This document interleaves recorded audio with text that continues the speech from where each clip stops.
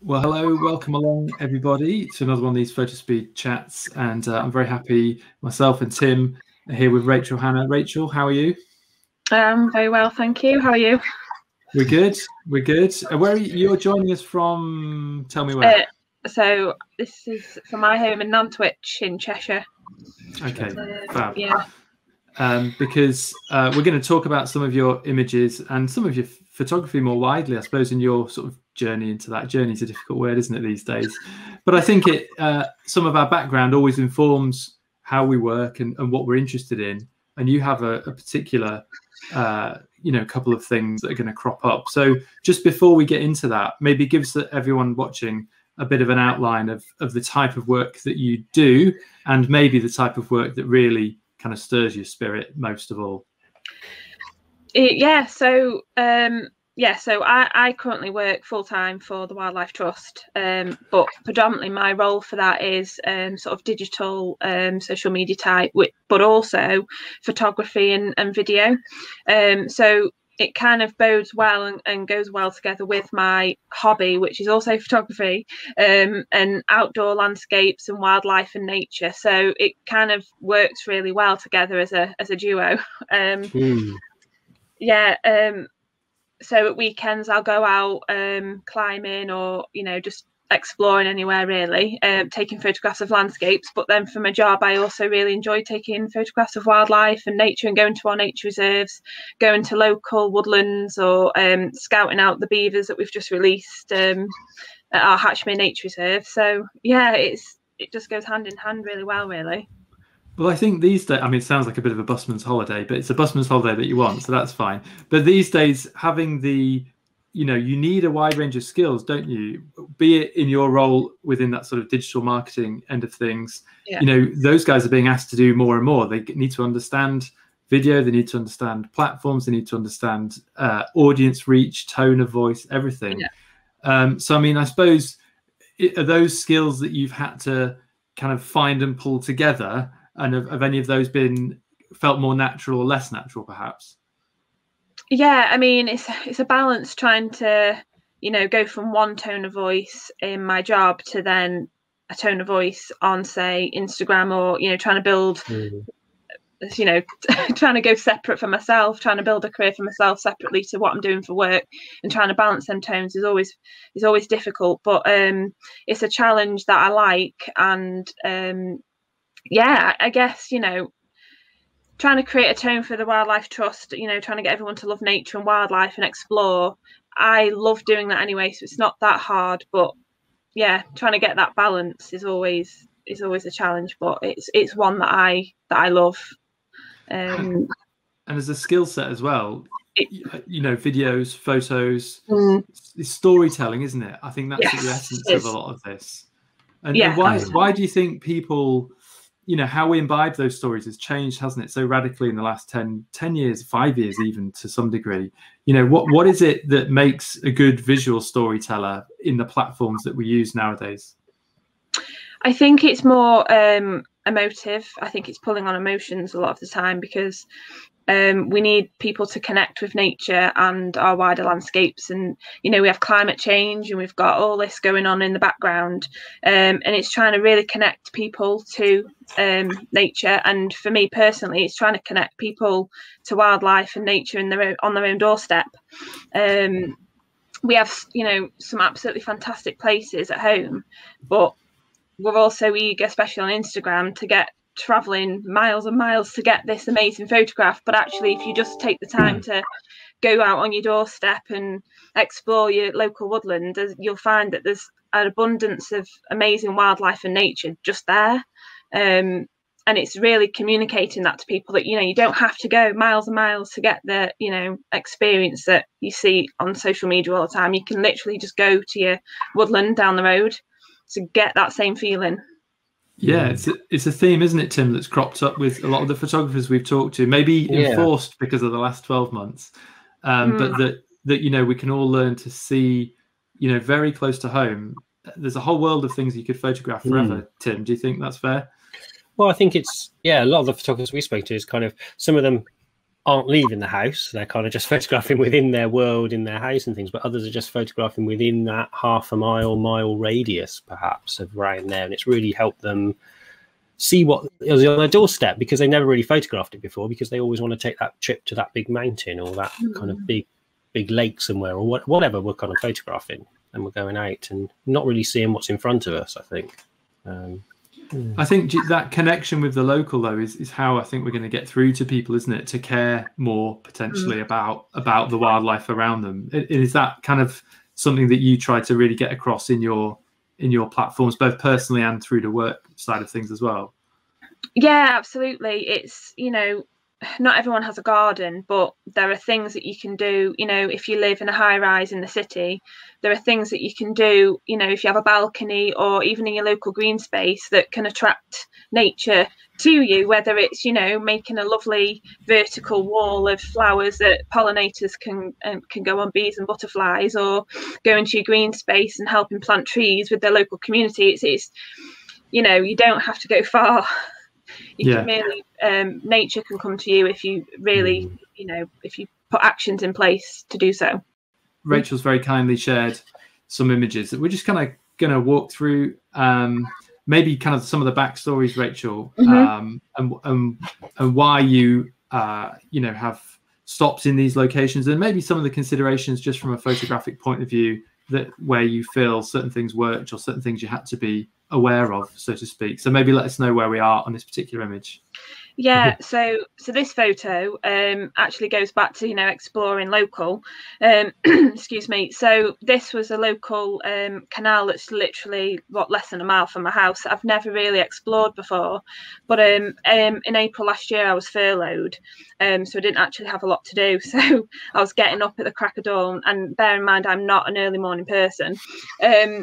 And I just thought, you know what, I'm going to try and make use of my time and try and get out there and explore the local area. So setting the alarm for 4 o'clock, and off I was walking around Nantwich with my camera.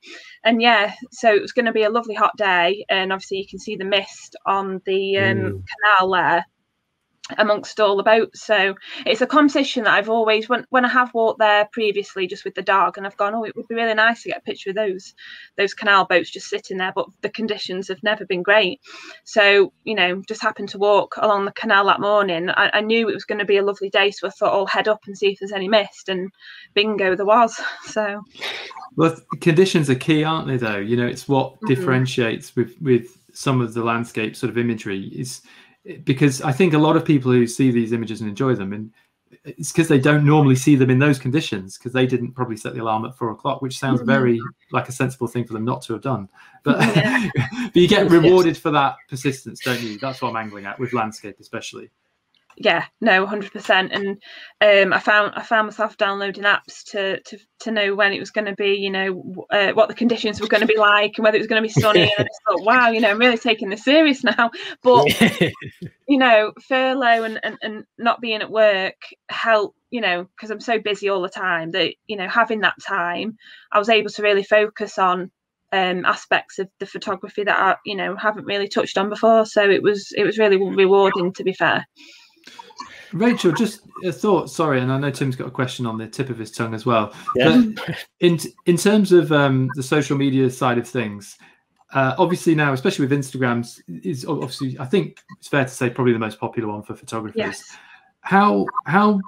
What sort of content, in terms of sharing stories and reels and all sorts of things, do you find that people really like to see some of your behind the scenes of when you're out, or what do you find hits the most kind of engagement from your viewers?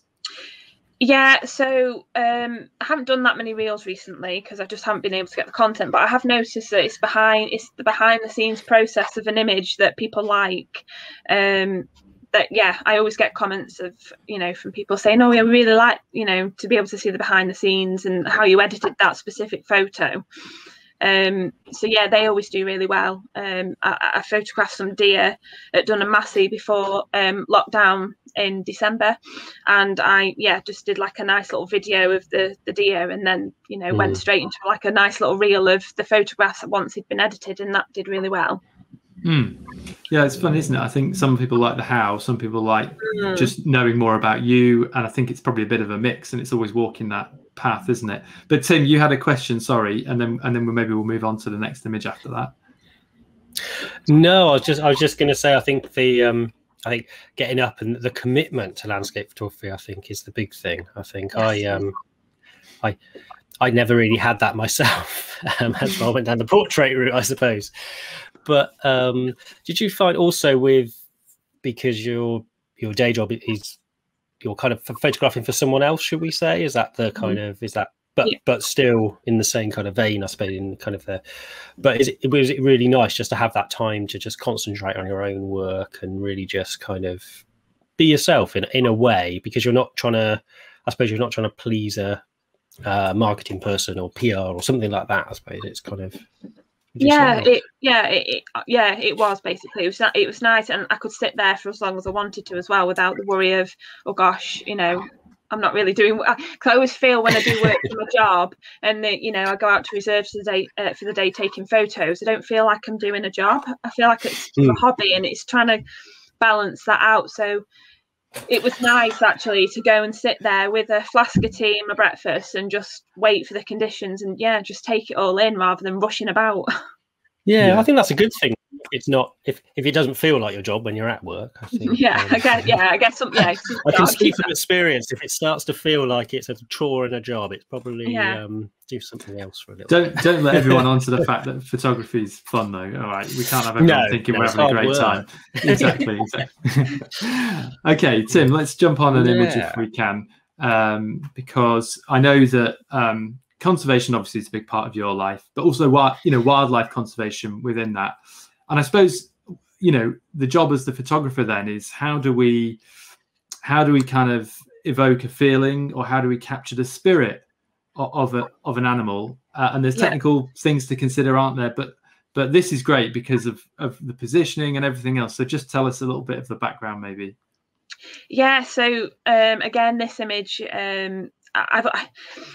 when you think for Highland cow, I always thought, oh, the Scotland, you know, I'm never going to see one here. But this was actually taken in the Peak District, and I knew there was a herd around, and I didn't know where, so I asked a few photographers for the location. I didn't want to ask them publicly because obviously I don't want everyone to know. But so I found this little herd of Highland cows, and I was just with them for hours, you know. Just I think they're used to people because they didn't mind too much that there was, you know, people around. But it was nice, you know, getting down on the ground, trying to find different compositions of trying to get them at the best. This poor one had loads of flies all over the face, but it was nice, you know. I like the framing of it. I think I like to get down low to a lot of sort of wildlife photography as well, if I can, just to try and capture them in the grandeur. But it was. Yeah, I think that the positioning thing's a great point, though, isn't it? And what what you've done by using the grasses and the kind of flora, whatever it may be, in front there. In some ways, it breaks lots of rules, but in other ways, it absolutely makes total sense, doesn't it? Because it's always difficult. You know, how much do we go in? Do we go too tight? We want it in its environment.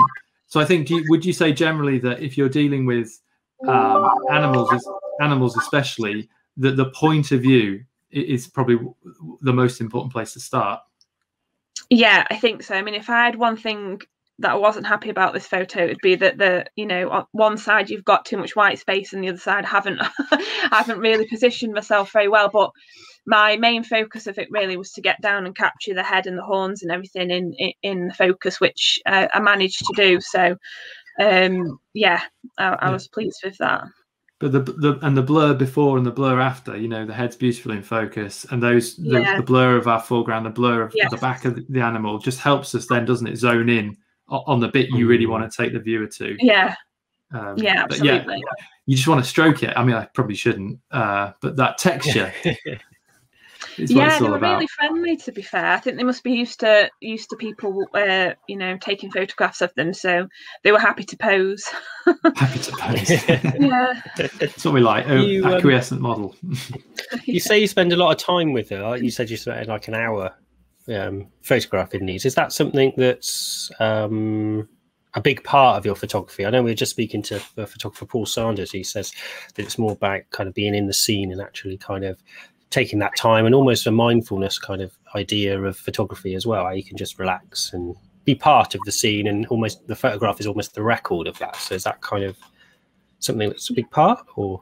Yeah, no, absolutely. I think with wildlife photography, you need a lot of patience. And I think a few years ago when I started doing it, I'd spend a few minutes, and if I wasn't getting the photograph that I wanted in my head, then I was moving on. Whereas I've kind of really trained myself now to just be able to just be in the moment, and just whatever happens. Like, you can't tell wildlife, just be there on that pole. Like, if it happens, it's amazing, and it's like a fantastic reward, but you just have to be patient. And now I could literally sit all day and wait for that one photograph. You know, for example, you know, we released the beavers into our Hatchmere Nature Reserve, and I went there with my colleague, and he was amazed that I'm willing to spend 5 hours just sat there. Just, it might only see the tail or the head, but you know, it's got to be done if you want the photograph. Yes. Yeah. So yeah, you can really, and while you're there, you know, it's really relaxing, and you can think things through. And yeah, I don't know, it's just, there's something about wildlife photography that it's just very mindful, and if you get the picture, then it's absolutely fantastic. Yeah, that's fine. Yes, it's the icing on the cake in a way, but there's still all the cake underneath, which is enjoying the wait. Cool. Okay, Tim, if you happily move us on, because I think the one thing we wanted to kind of talk about, Rachel, was that obviously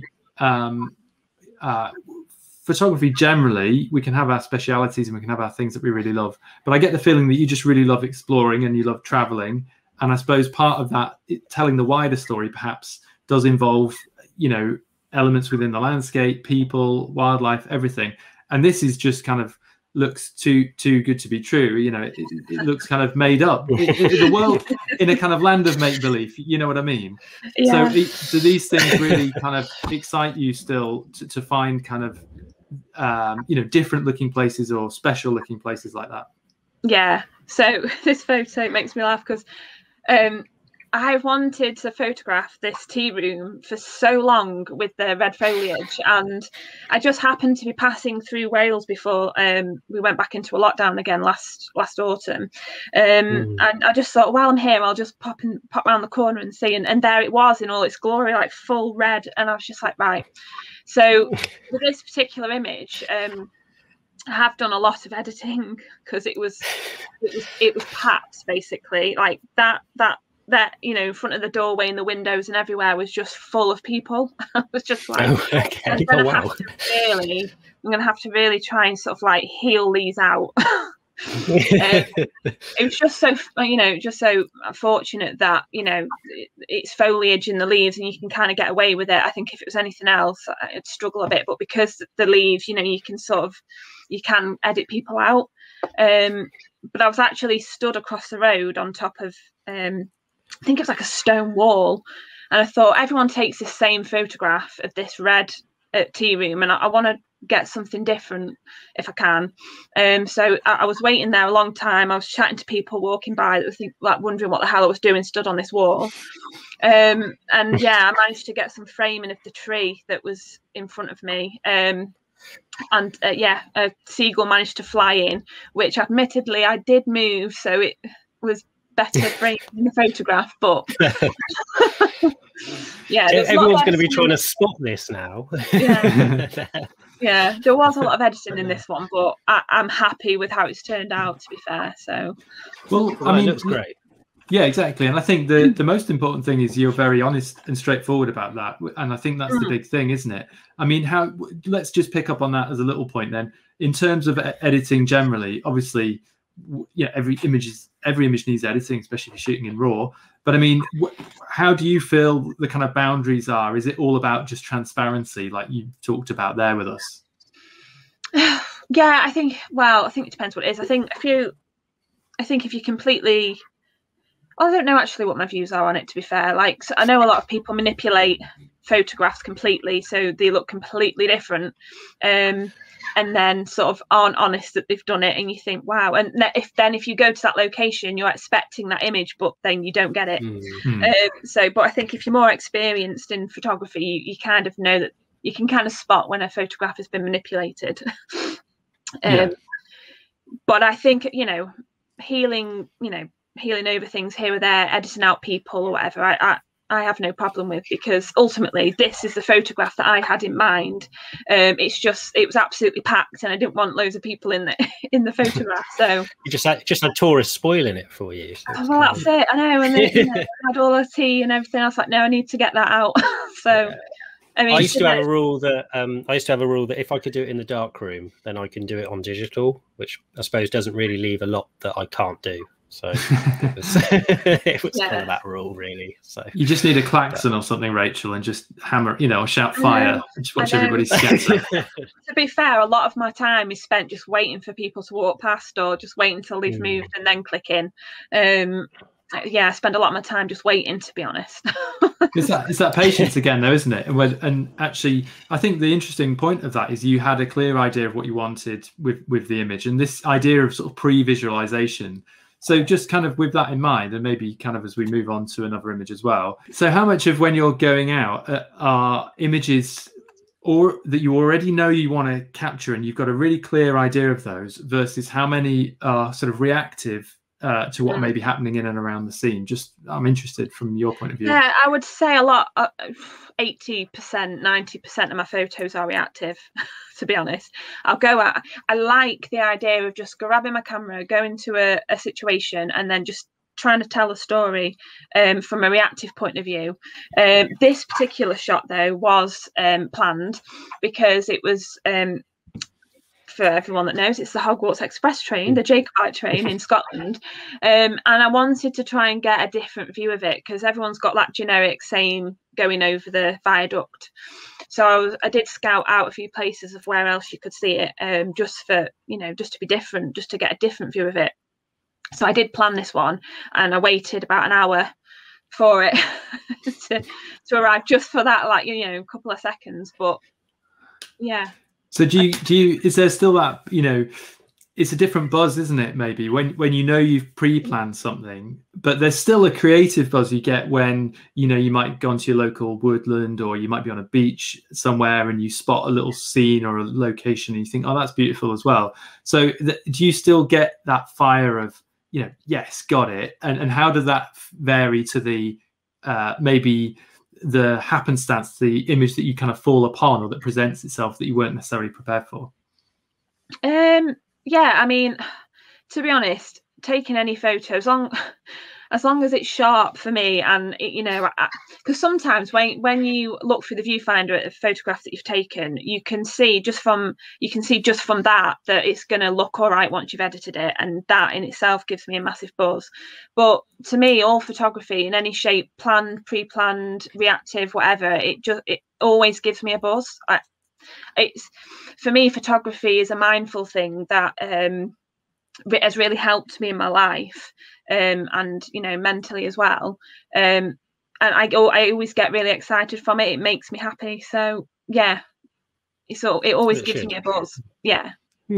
I think this is something we're finding, isn't it, Tim? That the more people we speak to, it's something I kind of was very kind of clear on in my own mind to a degree, but that photography is just way more than the output at the end. It's the whole process of it is so positive in so many people's different lives in different ways.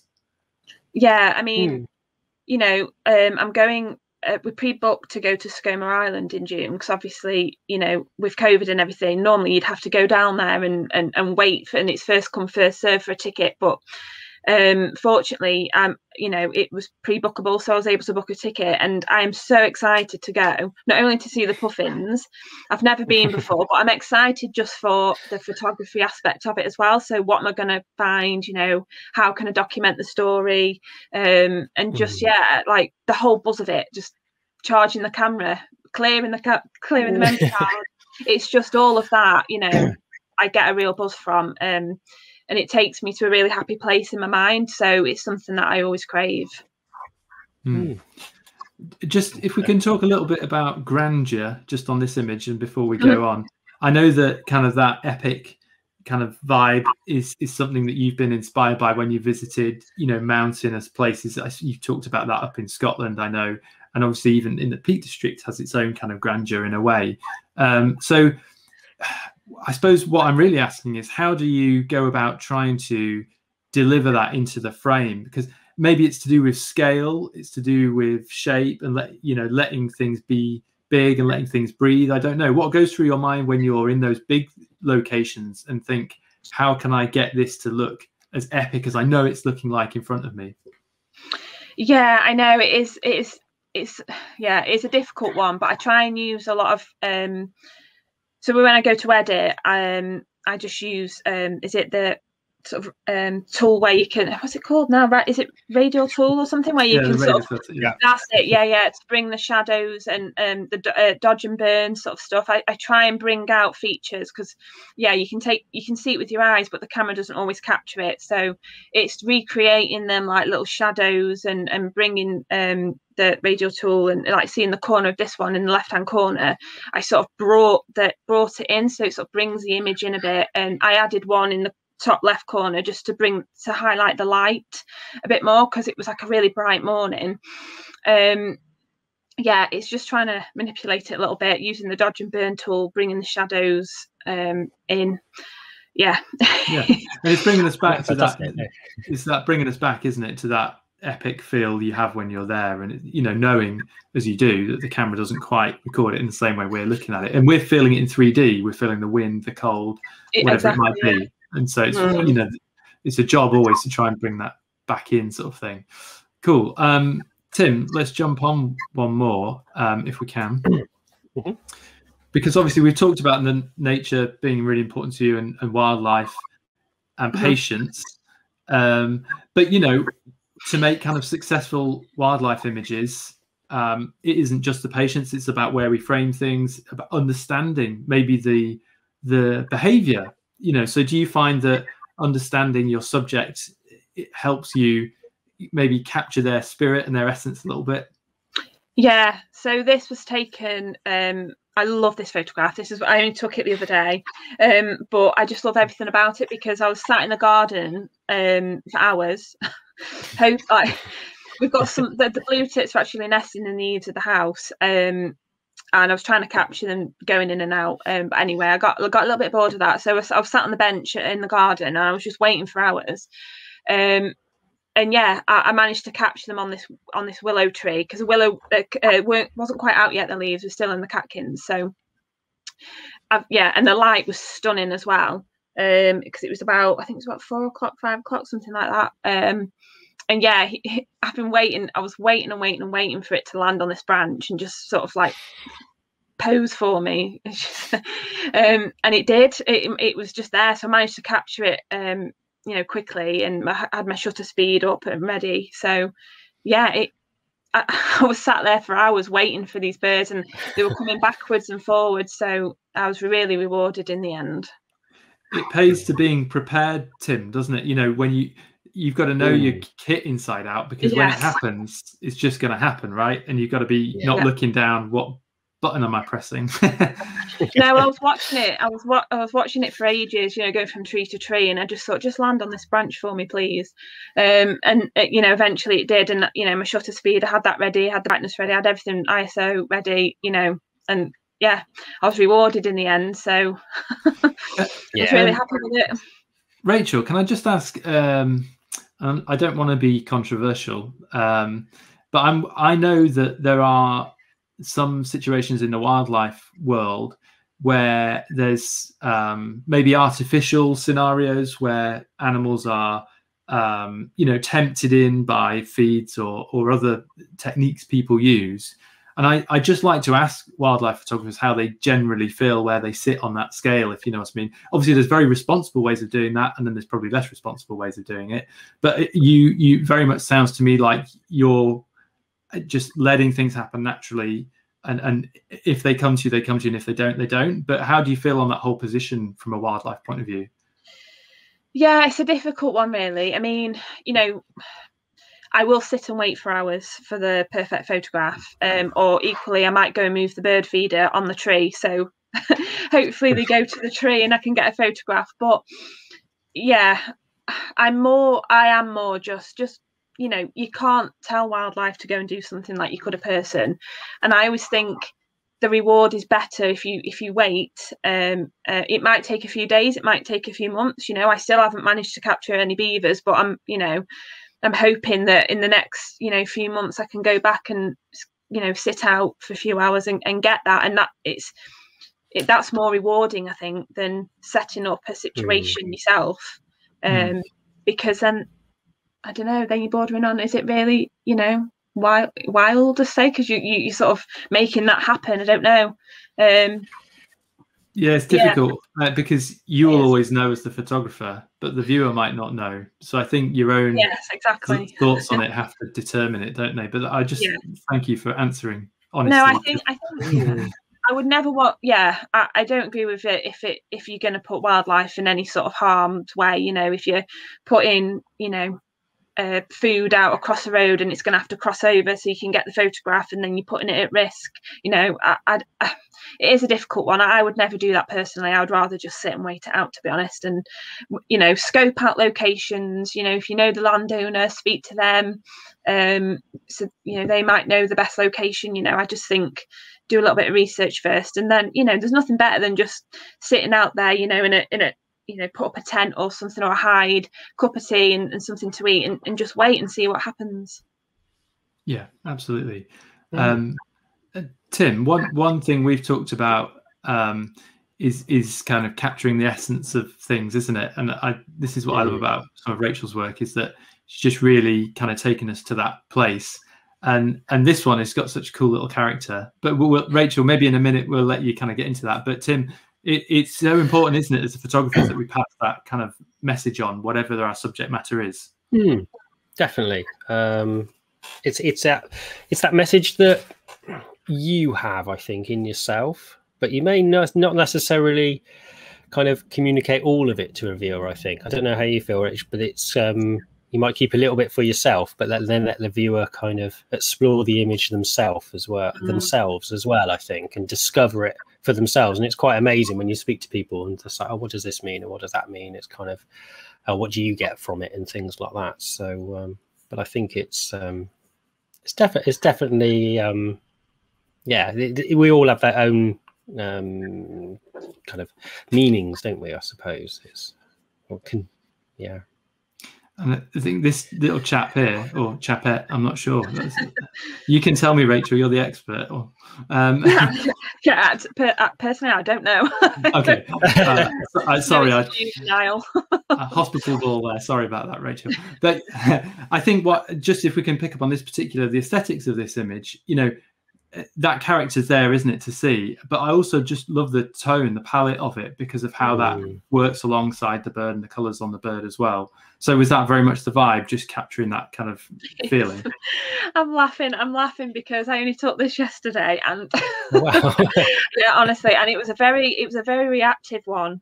Photograph, so again, not planned or anything, but I just happened to be working away and I heard this like chirping outside that I hadn't heard before, and I thought, what is that? So I was looking out the window and I could just see it, you know, hopping around the driveway, and I thought, right, can't miss this opportunity. So off I got my camera and I went out, and I was laying on the floor. It happened, and just I've cropped it so it's portrait. It was actually a landscape shot, but it was between two cars actually, so just to the left and just to the right, with a couple of cars. But I cropped right in on it, and it was waiting for the male to feed it some worms, and the male was just sat up on the fence above it, and it was kind of just stood there as if to say, "Well, are you coming down to feed me or what?" Because I can't get up there, and it was just really funny in that moment. And I just thought, yeah, I'm gonna have to capture this. So. Yeah, I got it, and it is kind of, you know, a bit cheeky, just stood there. It's kind of just waiting, and it's not actually doing anything but just waiting, wondering if it's going to come down. It's great how we can get that mood, though, isn't it? How you can, you know, see that, and we all kind of picked up on that from the image. How it's so strange, especially in a species that isn't ours, but the minutest of angle of how its head or its eye or its whatever, you know, character is such a weird thing, isn't it, to try and break apart. Yeah. Just a quick question then, Rach, why did you was there a specific reason you wanted it in the portrait crop? Yeah, well, I think it was to crop out the cars, but you know, looking back now, I was looking at it yesterday, actually, last night, and I thought actually it looks quite good in landscape, because it's more urban shot, like, you know, it's captured between two cars. So who knows, I might upload that as landscape. Yeah, it's got a different vibe then, hasn't it? It's got a different story kind of thing. Yeah. There's often pictures in pictures, and that can be quite a fun thing to explore, can't it? Yeah, it does just make me laugh. It's very cheeky. It was hopping around trying to chasing the male for the food, and it was just sort of, you know, hopping away from it rather than going to it. So it was kind of just, I think it had enough at this point. Yeah. It's indignant. There is an indignant look to it. It looks really moody, doesn't it? It looks like, it looks really like, oh, for goodness sake, you know, just feed me. Yeah, had enough. We've all had those moments. Cool. Okay. Tim, do we have one more image? I think that is the last one. Or is that everyone? Sorry. Yeah. Okay, yeah, cool. Well, one, yeah. Rachel, can we just finish by talking about printing a little bit? Because obviously, Fotospeed, a company that deals with printing, but also you're someone, you offer prints through your website. And I think it's a great thing, isn't it, when somebody invests in your work? So does that really, is that something that's you've brought to your work that's given you great happiness, that you can share that, and knowing that people want to buy your work? It's a really cool feeling, right? Yeah, I mean, I'll be honest, I haven't had many, but I haven't really promoted it very much, because I must be honest, I'm not very good at promoting myself. I need to get better at that, to be fair. But yeah, a few people have bought my images, and it's been sort of like a nice warm fuzzy feeling inside that, wow, someone actually wants this, someone actually likes it. And also just seeing stuff in print is a different experience, isn't it, to seeing it on the screen?